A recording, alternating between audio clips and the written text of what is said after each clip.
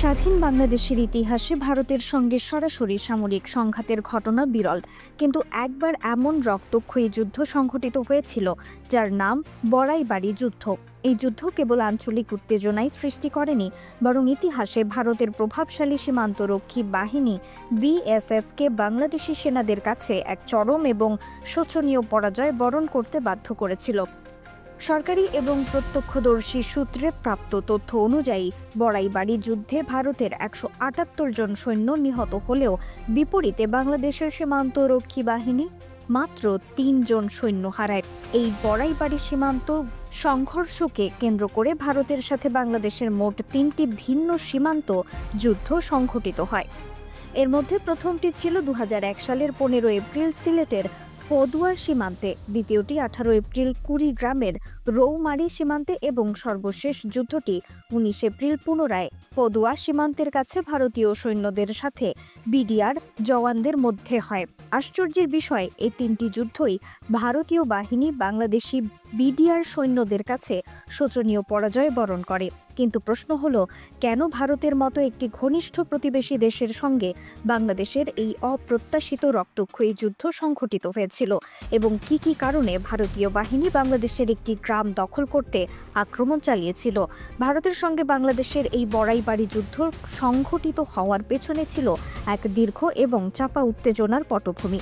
১৯৭১ সালে বাংলাদেশ স্বাধীন হওয়ার পর থেকেই ভারতীয় সীমান্তরক্ষী বাহিনী বিএসএফ বাংলাদেশের সিলেট সীমান্তের পদুয়া এলাকায় নানা ধরনের অবৈধ কর্মকাণ্ড চালিয়ে আসছিল। তারা প্রায়শই আন্তর্জাতিক সীমান্ত আইন লঙ্ঘন করত। এক পর্যায়ে ভারতীয় বিএসএফ সৈন্যরা রাতের অন্ধকারে বাংলাদেশের পদুয়া সীমান্ত এলাকা অবৈধভাবে দখল করে নেয় এবং সেখানে একটি অস্থায়ী সেনা ঘাঁটি নির্মাণ করে।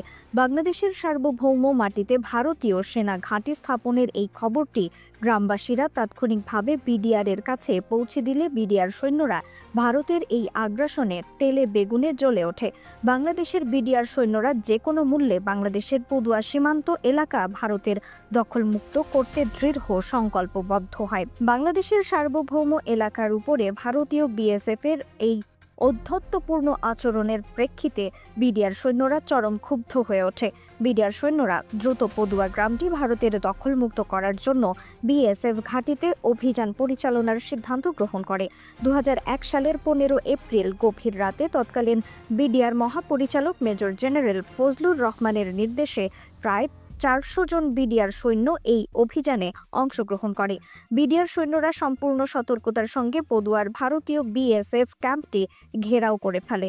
এই সময়ে পদুয়া ক্যাম্পে ভারতীয় বিএসএফের প্রায় ৭০ জনের মতো সৈন্য অবস্থান করছিল, কিন্তু বাংলাদেশের বিডিআর সৈন্যদের মাত্র ৬ রাউন্ড গুলি ফায়ার করার পরপরই বিএসএফের ৭০ জন সৈন্য বিডিআর এর কাছে নিঃশর্ত আত্মসমর্পণ করতে বাধ্য হয় এবং মুহূর্তের মধ্যে বিডিআর পদুয়া ক্যাম্পের পূর্ণ নিয়ন্ত্রণ নিয়ে নেয়। পদুয়া যুদ্ধে বাংলাদেশের বিজয়ের কাছে এমন অপদস্থ হওয়ার পর বিডিআর-এর ওপর প্রতিশোধ নিতে মরিয়া হয়ে ওঠে ভারতীয় বিএসএফ। এই ঘটনার মাত্র দুদিন পর পদুয়া থেকে প্রায় ৮০০ কিলোমিটার দূরে বাংলাদেশের রৌমারী সীমান্তের বড়াইবাড়ি গ্রাম দিয়ে ঢুকে বিডিআর এর ঘাঁটিতে ভারী অস্ত্রশস্ত্র নিয়ে আক্রমণ চালায় বিএসএফ। তারা আসামের গুয়াহাটি থেকে শত শত বিএসএফ সদস্য এবং বিভিন্ন আধুনিক অস্ত্রশস্ত্র এনে জড়ো করে। বাংলাদেশের বড়াইবাড়িতে আক্রমণ করার জন্য ১৮ এপ্রিল ভোর রাত ৩টায় অভিযান শুরু হয়। বড়াইবাড়ি গ্রামের সাইফুল ইসলাম নামের একজন কৃষক সেই রাতে ধান খেতে সেচ দিতে গিয়ে দেখতে পান প্রায় ১৫০ জন ভারতীয় বিএসএফ সৈন্য সাজোয়া যান মেশিনগান এবং অন্যান্য ভারী অস্ত্রশস্ত্র নিয়ে কাঁটাতারের বেড়া ডিঙিয়ে বাংলাদেশের অভ্যন্তরে প্রবেশ করছে। এসব ভারতীয় সেনাদের প্রধান উদ্দেশ্য ছিল ভোরের আলো ফোটার আগেই বিডিআর-এর বড়াইবাড়ি ক্যাম্প দখল করে নেওয়া। তখন ভারতীয় বিএসএফের একজন সদস্য সাইফুল ইসলামের কাছে হিন্দি ভাষায় জানতে চান বিডিআর ক্যাম্পটি কোথায়। হিন্দি ভাষায় কথা বলার কারণে সাইফুল ইসলাম দ্রুত বুঝতে পারেন যে এরা ভারতের বিএসএফ সদস্য। তখন সাইফুল ইসলাম বুদ্ধি করে বিএসএফকে বিভ্রান্ত করার উদ্দেশ্যে বিডিআর ক্যাম্পের মতো দেখতে একটি পরিত্যক্ত বাড়ি দেখিয়ে দেন। বিএসএফ সেটিকে ক্যাম্প ভেবে বাড়ির দিকে এগিয়ে যেতে থাকে। এই সুযোগে সাইফুল ইসলাম দ্রুত বড়াইবাড়ি ক্যাম্পের বিডিআর সদস্যদের এই ভয়াবহ ঘটনার খবর জানান। খবর পেয়ে বিডিআর সদস্যরা দ্রুত স্থানীয় গ্রামবাসীদের নিরাপদ স্থানে নিয়ে যান এবং ভারতীয় বিএসএফ সৈন্যদের মোকাবেলা করার জন্য নিজেদের প্রস্তুত করতে শুরু করেন। সাইফুল ইসলাম যখন বিডিআর ক্যাম্পে যান তখন সেই ক্যাম্পে মাত্র ৮ জন বিডিআর সদস্য ছিল। অপরদিকে বাংলাদেশের ভেতরে ঢুকে পড়া ভারতীয় সেনাবাহিনী ও বিএসএফ এর সম্মিলিত সেনা সংখ্যা ছিল প্রায় ৫০০ জনেরও বেশি। ভারতীয় সেনাদের তুলনায় বাংলাদেশের বিডিআর সৈন্য সংখ্যা ছিল অতি নগণ্য, মাত্র ৮ জন। কিন্তু বিডিআর এর প্রতিটি সৈন্যের মনে ছিল অসীম সাহস এবং দেশের প্রতি ইঞ্চি মাটি রক্ষা করার দৃঢ় সংকল্প। এদিকে বিএসএফ সদস্যরা সাইফুল ইসলামের দেখানো পরিত্যক্ত বাড়িটিকে বিডিআর এর ক্যাম্প মনে করে বাড়ির মধ্যে এলো পাথারি ফায়ারিং শুরু করে। কিন্তু পরক্ষণেই বিএসএফ সদস্যরা বাড়ির ভিতরে গিয়ে দেখেন সেখানে কোনো বিডিআর সদস্য নেই। ভারতীয় বিএসএফ সৈন্যরা ভেবেছিল যে তাদের ভয়ে বাংলাদেশের বিডিআর সৈন্যরা পালিয়ে গেছে, কিন্তু এর কিছুক্ষণ পরেই ভারতীয় বিএসএফ এর সেই ভুল ভাঙতে শুরু করে। তারা বুঝতেই পারেনি যে বাংলার দামাল ছেলেরা কখনোই পালিয়ে যাওয়ার পাত্র নয়।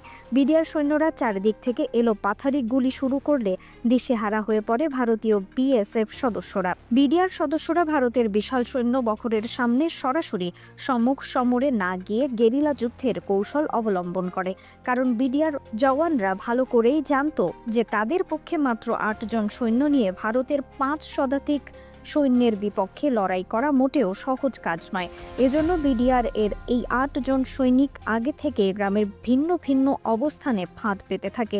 ভারতীয় সেনারা বড়াইবাড়ি ক্যাম্পের দিকে অগ্রসর হওয়ার সাথে সাথে বিডিআর সদস্যরা মেশিন গান দিয়ে গুলি ছুড়তে শুরু করে। এক একটি মেশিন গান দিয়ে ১ মিনিটে ৭০০ গুলি ছোড়া সম্ভব।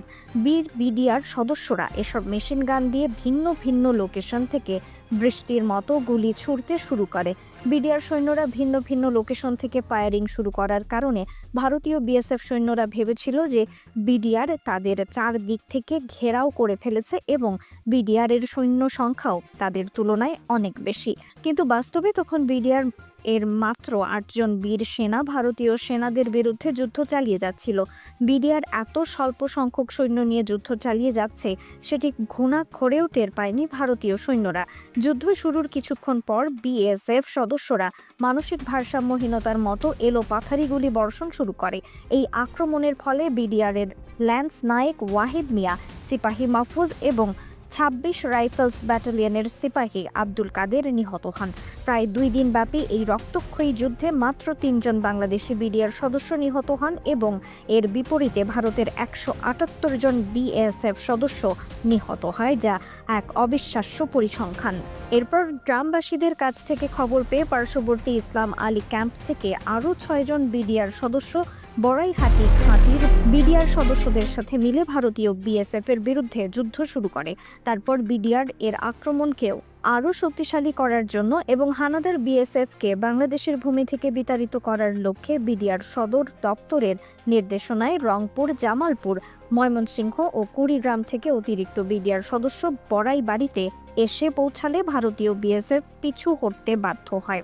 চরম কাপুরুষতার পরিচয় দিয়ে বিএসএফ সদস্যরা আত্মসমর্পণ করতে বাধ্য হয়।